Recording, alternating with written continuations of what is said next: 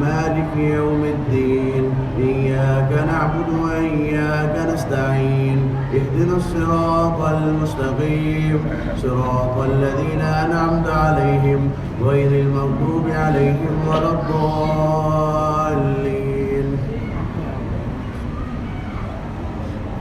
يا أيها الذين آمنوا لا تتخذوا عدوي وعدوكم أولياء تلقون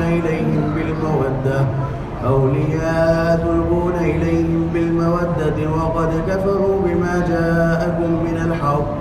يخرجون الرسول وإياكم أن تؤمنوا بالله ربكم إن كنتم خرجتم جهادا في سبيلي وابتغاء مرضاتي تسرون إليهم بالمودة وأنا أعلم بما أخفيتم وما أعلنتم ومن يفعله منكم فقد ضل سواء السبيل. إن يثقفوكم يكونوا لكم أعداء ويبسطوا إليكم أيديهم وألسنتهم بالسوء وودوا لو تكفرون. لن تنفعكم أرحامكم ولا أولادكم يوم القيامة يفصل بينكم والله بما تعملون بصير. قد كانت لكم أسوة حسنة في إبراهيم والذين معه إذ قالوا لقومهم إنا براء منكم ومما تعبدون من دون الله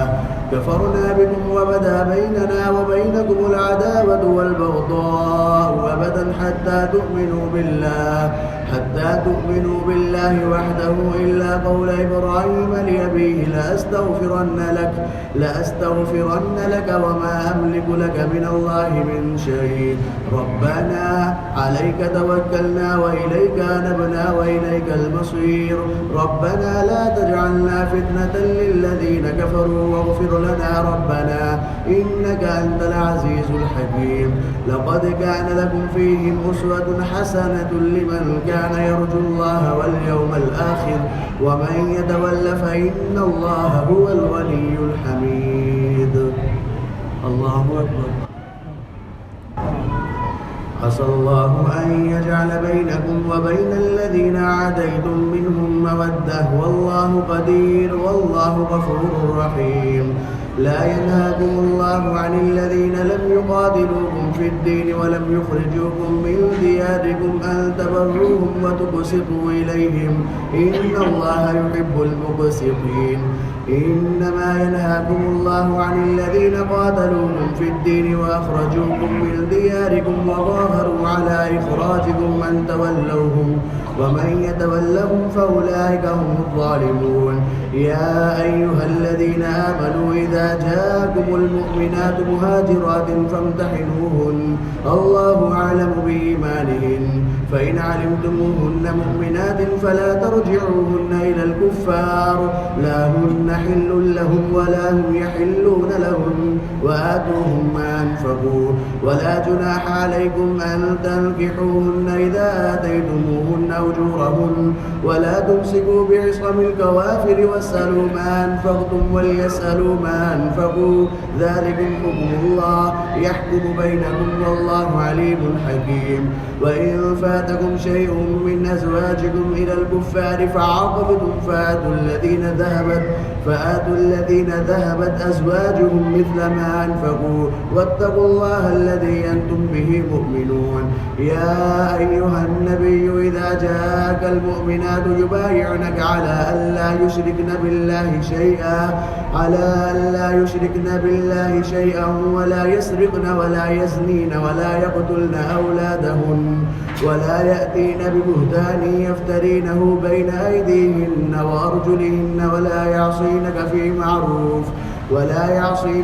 معروف فبايعهن واستغفر لهن الله إن الله غفور رحيم. يا أيها الذين آمنوا لا تتولوا قوما غضب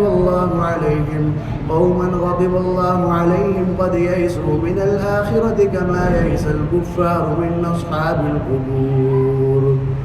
الله أكبر. سبح لله ما في السماوات وما في الأرض وهو العزيز الحكيم. يا أيها الذين آمنوا لم تقولون ما لا تفعلون كبر مقتا عند الله أن تقولوا ما لا تفعلون. إن الله يحب الذين يقاتلون في سبيله صفا كأنهم بنيان مرصوص. وإذ قال موسى لقومه يا قوم لم تؤذونني وقد تعلمون أني رسول الله إليكم فلما زاغوا وزاغ الله قلوبهم والله لا يهدي القوم الفاسقين. وإذ قال عيسى ابن مريم يا بني إسرائيل إني رسول الله إليكم مصدقا لما بين يدي من التوراة ومبشرا برسول يأتي من بعد اسمه أحمد. فلما جاءهم بالبينات قالوا هذا سحر مبين. ومن أظلم ممن افترى على الله الكذب وهو يدعى إلى الإسلام والله لا يهدي القوم الكافرين. والله لا يهدي القوم الظالمين. يريدون ليطفئوا نور الله بأفواههم والله متم نوره ولو كره الكافرون. هو الذي أرسل رسوله بالهدى ودين الحق ليظهره على الدين كله ولو كره المشركون. الله أكبر. يا أيها الذين آمنوا هل أدلكم على تجارة تنجيكم من عذاب أليم تؤمنون بالله ورسوله وتجاهدون في سبيل الله بأموالكم وأنفسكم ذلكم خير لكم إن كنتم تعلمون. يغفر لكم ذنوبكم ويدخلكم جنات تجري من تحتها الأنهار ومساكن طيبة في جنات عدن ذلك الفوز العظيم. وأخرى تحبونها نصر من الله وفتح قريب وبشر المؤمنين. يا أيها الذين آمنوا كونوا أنصار الله كما قال عيسى بن مريم للحواريين من أنصاري إلى الله قال الحواريون نحن أنصار الله. فآمنت طائفة من بني إسرائيل وكفرت طائفة فأيدنا الذين آمنوا على عدوهم فأصبحوا ظاهرين. الله أكبر. يسبح لله ما في السماوات وما في الأرض الملك القدوس العزيز الحكيم. هو الذي بعث في الأميين رسولا منهم يتلو عليهم آياته ويزكيهم ويعلمهم الكتاب والحكمة وإن كانوا من قبل لفي ضلال مبين. وآخرين منهم لما يلحقوا بهم وهو العزيز الحكيم. ذلك فضل الله يؤتيه من يشاء والله ذو الفضل العظيم. مثل الذين حملوا التوراة ثم لم يحملوها كمثل الحمار يحمل أسفارا بئس مثل القوم الذين كذبوا بآيات الله والله لا يهدي القوم الظالمين. قل يا أيها الذين هادوا إن زعمتم أنكم أولياء لله من دون الناس فتمنوا الموت إن كنتم صادقين ولا يتمنونه أبدا بما قدمت أيديهم والله عليم بالظالمين. قل إن الموت الذي تفرون منه فإنه ملاقيكم ثم تردون إلى عالم الغيب والشهادة فينبئكم بما كنتم تعملون. الله أكبر. يا أيها الذين آمنوا إذا نودي للصلاة من يوم الجمعة فاسعوا إلى ذكر الله وذروا البيع ذلكم خير لكم إن كنتم تعلمون. فإذا قضيت الصلاة فانتشروا في الأرض وابتغوا من فضل الله واذكروا الله كثيرا لعلكم تفلحون. وإذا رأوا تجارة أو لهوا انفضوا إليها وتركوك قائما قل ما عند الله خير من اللهو ومن التجارة والله خير الرازقين. الله أكبر. إذا جاءك المنافقون قالوا نشهد إنك لرسول الله والله يعلم إنك لرسوله والله يشهد إن المنافقين لكاذبون اتخذوا أيمانهم جنة فصدوا عن سبيل الله إنهم ساء ما كانوا يعملون ذلك بأنهم آمنوا ثم كفروا فطبع على قلوبهم فهم لا يفقهون وإذا رأيتهم تعجبك أجسامهم وإن يقولوا تسمع لقولهم كأنهم خشب مسندة يحسبون كل صيحة عليهم هم العدو فاحذرهم قاتلهم الله أنى يؤفكون وإذا قيل لهم تعالوا يستغفر لكم رسول الله لووا رؤوسهم ورأيتهم يصدون وهم مستكبرون سواء عليهم ما استغفرت لهم أم لم تستغفر لهم لن يغفر الله لهم إن الله لا يهدي القوم الفاسقين هم الذين يقولون لا تنفقوا على من عند رسول الله حتى ينفضوا ولله خزائن السماوات والأرض ولكن المنافقين لا يفقهون يقولون لئن رجعنا إلى المدينة ليخرجن الأعز منها الأذل ولله العزة ولرسوله وللمؤمنين ولكن المنافقين لا يعلمون الله أكبر يا أيها الذين آمنوا لا تلهكم أموالكم ولا أولادكم عن ذكر الله ومن يفعل ذلك فأولئك هم الخاسرون وأنفقوا مما رزقناكم من قبل أن يأتي أحدكم الموت فيقول رب لولا أخرتني إلى أجل قريب فأصدق وأكن من الصالحين ولن يؤخر الله نفسا إذا جاء أجلها والله خبير بما تعملون الله أكبر يسبح لله ما في السماوات وما في الأرض له الملك وله الحمد وهو على كل شيء قدير هو الذي خلقكم فمنكم كافر ومنكم مؤمن والله بما تعملون بصير خلق السماوات والأرض بالحق وصوركم فأحسن صوركم وإليه المصير يعلم ما في السماوات والأرض ويعلم ما تسرون وما تعلنون والله عليم بذات الصدور ألم يأتكم نبأ الذين كفروا من قبل فذاقوا وبال أمرهم ولهم عذاب أليم ذلك بأنه كانت تأتيهم رسلهم بالبينات فقالوا وبشر يهدوننا فكفروا وتولوا واستغنى الله والله غني حميد زعم الذين كفروا أن لن يبعثوا قل بلى وربي لتبعثن ثم لتنبؤن بما عملتم وذلك على الله يسير فآمنوا بالله ورسوله والنور الذي أنزلنا والله بما تعملون خبير يوم يجمعكم ليوم الجمع ذلك يوم التغابن ومن يؤمن بالله ويعمل صالحا يكفر عنه سيئاته ويدخله جنات تجري من تحتها الأنهار خالدين فيها أبدا ذلك الفوز العظيم والذين كفروا وكذبوا بآياتنا أولئك أصحاب النار خالدين فيها وبئس المصير الله أكبر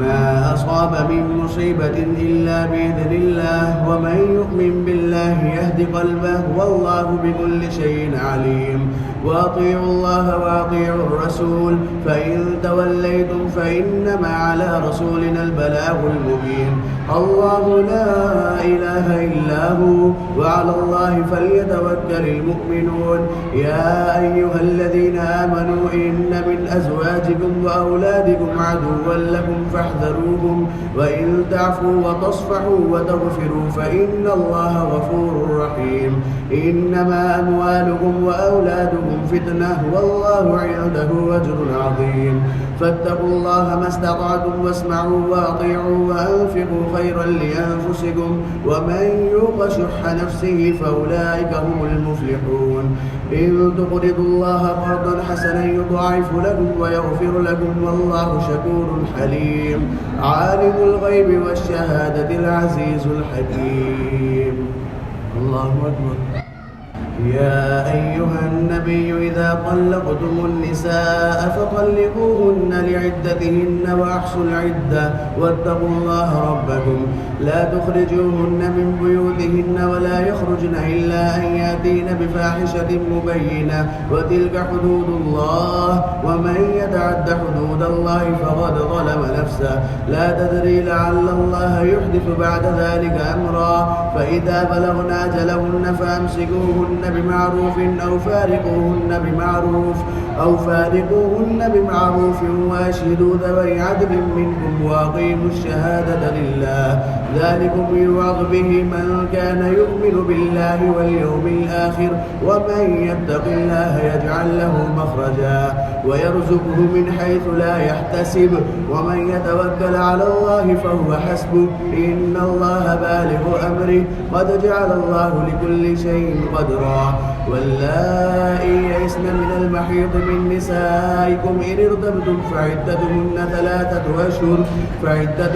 ثلاثة أشهر واللائي لم يحضن وأولاة الأحمال أجلهن أن يضعن حملهن ومن يتق الله يجعل له من أمره يسرا ذلك أمر الله أنزله إليكم ومن يتق الله يكفر عنه سيئاته ويعظم له أجرا أسكنوهن من حيث سكنتم من وجدكم ولا تضاروهن لتضيقوا عليهن وإن كن أولاد حمل فأنفقوا عليهن حتى يضعن حملهن فإن أرضعن لكم فآتوهن أجورهن وأتمروا بينكم بمعروف وإن تعاسرتم فسترضع له أخرى لينفق ذو سعة من سعته ومن قدر عليه رزقه فلينفق مما آتاه الله لا يكلف الله نفسا إلا ما آتاها سيجعل الله بعد عسر يسرا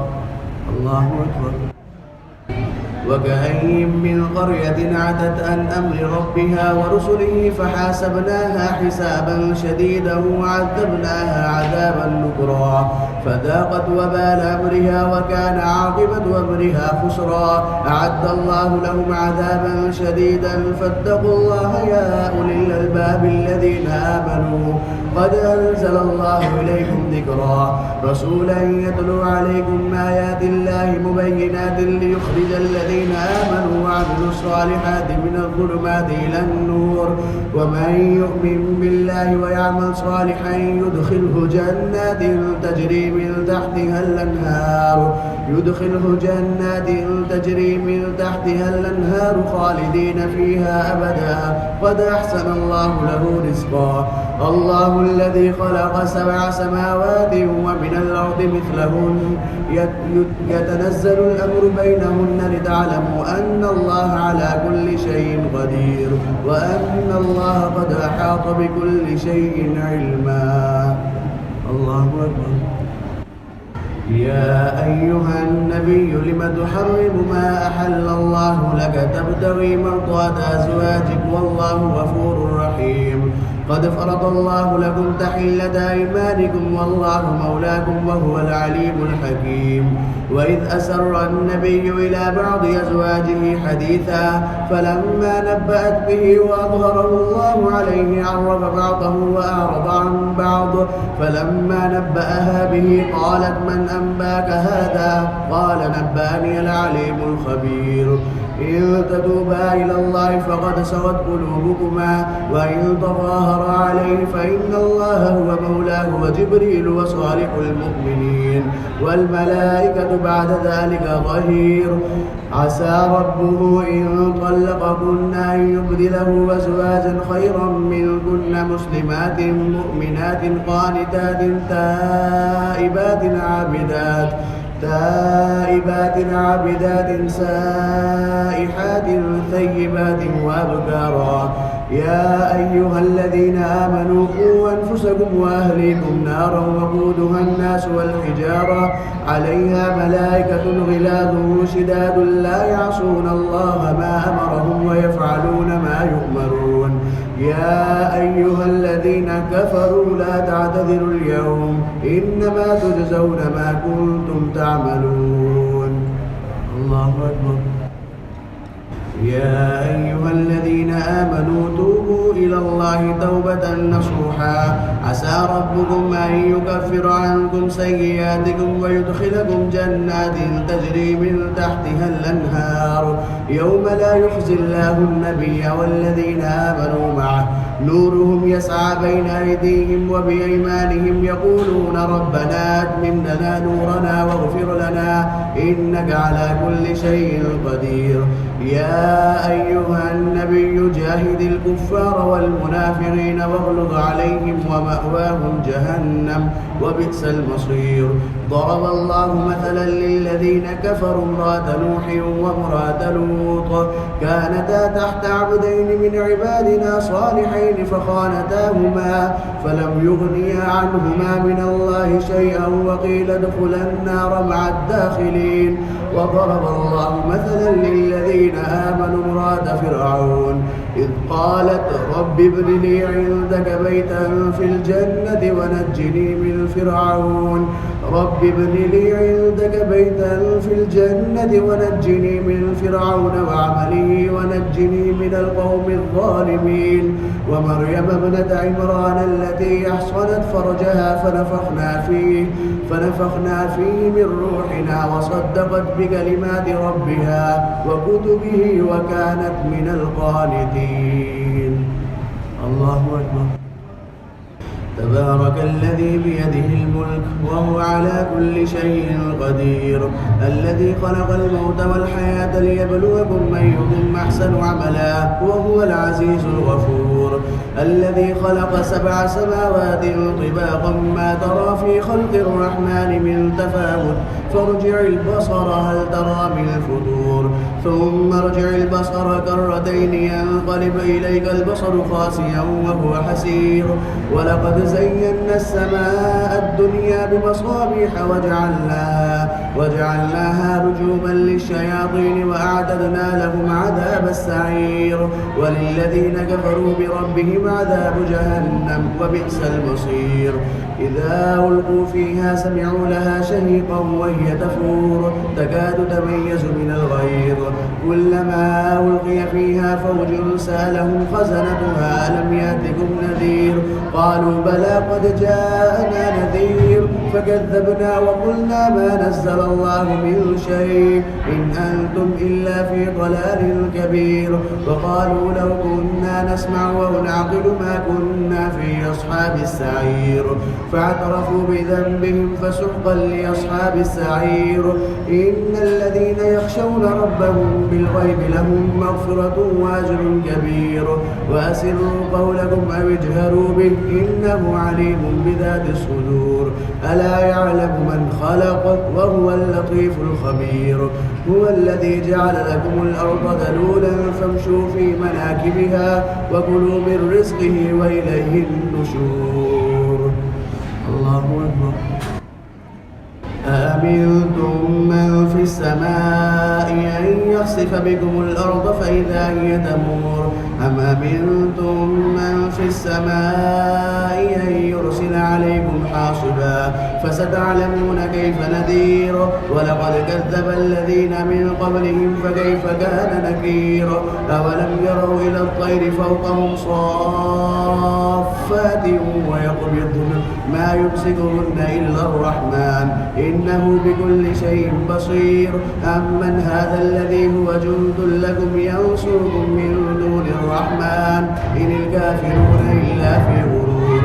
أمن هذا الذي يرزقكم من أمسك رزقه بل لجوا في عتو ونفور أفمن يمشي مكبا على وجهه يهدى أمن يمشي سويا على صراط مستقيم قل هو الذي أنشأكم وجعل لكم السمع والأبصار والأفئدة قليلا ما تشكرون قل هو الذي ذرأكم في الأرض وإليه تحشرون ويقولون متى هذا الوعد إن كنتم صادقين قل إنما العلم عند الله وإنما أنا نذير مبين فلما رأوا زلفة سيئت وجوه الذين كفروا وقيل هذا الذي كنتم به تدعون قل أرأيتم إن أهلكني الله ومن معي أو رحمنا فمن يجير الكافرين من عذاب أليم قل هو الرحمن وآمنا به وعليه توكلنا فستعلمون من هو في ضلال مبين قل أرأيتم إن أصبح ماؤكم غورا فمن يأتيكم بماء معين. الله أكبر. نون والقلم وما يسطرون ما أنت بنعمة ربك بمجنون وإن لك لأجرا غير ممنون وإنك لعلى خلق عظيم فستبصر ويبصرون بأيكم المفتون إن ربك هو أعلم بمن ضل عن سبيله وهو أعلم بالمهتدين فلا تطع المكذبين ودوا لو تدهن فيدهنون ولا تطع كل حلاف مهين هماز مشاء بنميم مناع للخير معتد أثيم وكل بعد ذلك زنيم أن كان ذا مال وبنين إذا تتلى عليه آياتنا قال أساطير الأولين سنسمه على الخرطوم إنا بلوناهم كما بلونا أصحاب الجنة إذ أقسموا ليصرمنها مصبحين ولا يستثنون فطاف عليها طائف من ربك وهم نائمون فأصبحت كالصريم فتنادوا مصبحين أن اغدوا على حرثكم إن كنتم صارمين فانطلقوا وهم يتخافتون ألا يدخلنها اليوم عليكم مسكين وغدوا على حرد قادرين فلما رأوها قالوا إنا لضالون بل نحن محرومون قال أوسطهم ألم أقل لكم لولا تسبحون قالوا سبحان ربنا إنا كنا ظالمين فأقبل بعضهم على بعض يتلاومون قالوا يا ويلنا إنا كنا طاغين عسى ربنا أن يبدلنا خيرا منها إنا إلى ربنا راغبون كذلك العذاب ولعذاب الآخرة أكبر لو كانوا يعلمون. الله أكبر. إن للمتقين عند ربهم جنات النعيم أفنجعل المسلمين كالمجرمين ما لكم كيف تحكمون أم لكم كتاب فيه تدرسون إن لكم فيه لما تخيرون أم لكم أيمان علينا بالغة إلى يوم القيامة إن لكم لما تحكمون سلهم أيهم بذلك زعيم أم لهم شركاء فليأتوا بشركائهم إن كانوا صادقين يوم يكشف عن ساق ويدعون إلى السجود فلا يستطيعون خاشعة أبصارهم ترهقهم ذلة وقد كانوا يدعون إلى السجود وهم سالمون فذرني ومن يكذب بهذا الحديث سنستدرجهم من حيث لا يعلمون وأملي لهم إن كيدي متين أم تسألهم أجرا فهم من مغرم مثقلون أم عندهم الغيب فهم يكتبون فاصبر لحكم ربك ولا تكن كصاحب الحوت إذ نادى وهو مكذوب لولا أن تداركه نعمة من ربه لنبذ بالعراء وهو مذموم فاجتباه ربه فجعله من الصالحين وإن يكاد الذين كفروا ليزلقونك بأبصارهم لما سمعوا الذكر ويقولون إنه لمجنون وما هو إلا ذكر للعالمين. الله أكبر. الحاقة ما الحاقة وما أدراك ما الحاقة كذبت ثمود وعاد بالقارعة فأما ثمود فأهلكوا بالطاغية وأما عاد فأهلكوا بريح صرصر عاتية سخرها عليهم 7 ليال و8 أيام حسوما فترى القوم فيها صرعى كأنهم أعجاز نخل خاوية فهل ترى لهم من باقية وجاء فرعون ومن قبله والمؤتفكات بالخاطية فعصوا رسول ربهم فأخذهم أخذة رابية إنا لما طغى الماء حملناكم في الجارية لنجعلها لكم تذكرة وتعيها أذن واعية فإذا نفخ في الصور نفخة واحدة وحملت الأرض والجبال فدكتا دكة واحدة فيومئذ وقعت الواقعة وانشقت السماء فهي يومئذ واهية والملك على أرجائها ويحمل عرش ربك فوقهم يومئذ ثمانية يومئذ تعرضون لا تخفى منكم خافية فأما من أوتي كتابه بيمينه فيقول هاؤم اقرءوا كتابيه إني ظننت أني ملاق حسابيه فهو في عيشة راضية في جنة عالية قطوفها دانية كلوا واشربوا هنيئا بما أسلفتم في الأيام الخالية. الله أكبر.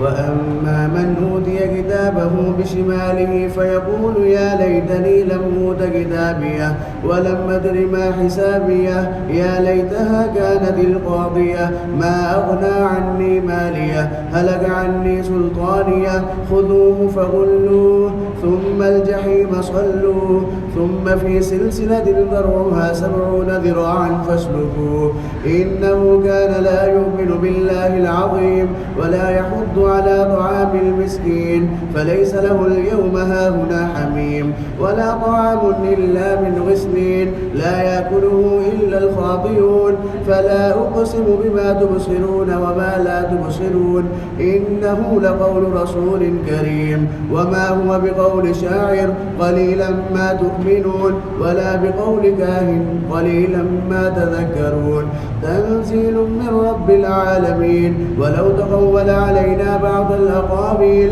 لأخذنا منه باليمين ثم لقطعنا منه الوتين فما منكم من أحد عنه حاجزين وإنه لتذكرة للمتقين وإنا لنعلم أن منكم مكذبين وإنه لحسرة على الكافرين وإنه لحق اليقين فسبح باسم ربك العظيم. الله أكبر.